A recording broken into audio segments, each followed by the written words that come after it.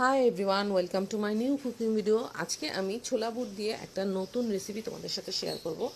আমি ওভারনাইট ছোলা বুট এভাবে পানি দিয়ে ভিজিয়ে রেখেছিলাম, দেন ওয়াশ করে ব্লেন্ড করে নিব। বেশি পানি দিয়ে ব্লেন্ড করা যাবে না, তাহলে এটা বোড়া হবে না। সো ছোলা বুটের সাথে আমি চিংড়ি মাছটাও দিয়ে দিয়েছি, পেস্ট করে নিয়েছি একসাথে।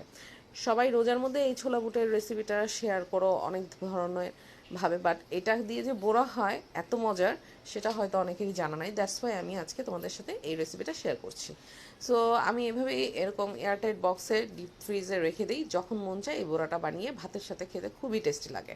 সো প্রথমেই আমি ছোলা নিয়ে নিলাম, ছোলার চিংড়ি মাছের পেস্ট নিয়ে নিলাম, দেন চালের গুঁড়ো 3 চামচ, বেসন গুঁড়া 3 চামচ, অ্যান্ড আদা পেস্ট, রসুন পেস্ট, পেঁয়াজ, ম্যাগি ম্যাজিক মশলার গুঁড়ো, রাঁধুনির বিরিয়ানি মশলা 1 চামচ, অ্যান্ড লবণ, শুকনো মরিচ গুঁড়ো, ধনিয়া গুঁড়ো, হলুদ গুঁড়ো, জিরে গুঁড়ো, অ্যান্ড রামেনের একটা নুডলসের মশলার প্যাকেট অবশ্যই দিবে, সাদা গোলমরিচ গুঁড়ো,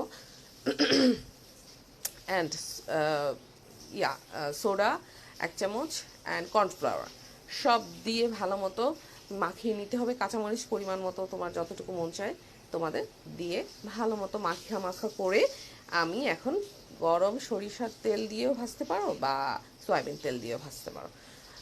অ্যান্ড খুব মুচমুচে করার জন্য অবশ্যই পিসগুলো যাতে ছোটো হয় আর পাতলা হয়, তাহলে দেখবে এটার যে স্বাদ, আর কোনো তোমার তরকারিও লাগবে না আর কোনো ভাজিও লাগবে না। এটা দিয়ে তোমার গরম গরম ভাত খেতে এত মজা লাগে বলার বাইরে, একেবারে পানি চলে আসে।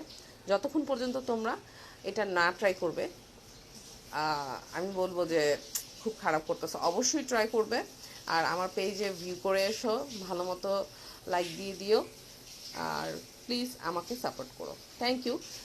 দেখতেই পারতেছো লুকসটা কেমন আসছে, আর এতটা কুরকুরে হয়। ছোলার বুটের বড়া সেই লেভেলের, ডালের বড়ার কথা ভুলেই যাবে এইটা খাওয়ার পরে। সো অনেকেই এই খাবারটা এইভাবে রান্না করা যায় জানে না, দ্যাটস ওয়াই এই ভিডিওটা করা। আল্লাহ হাফেজ।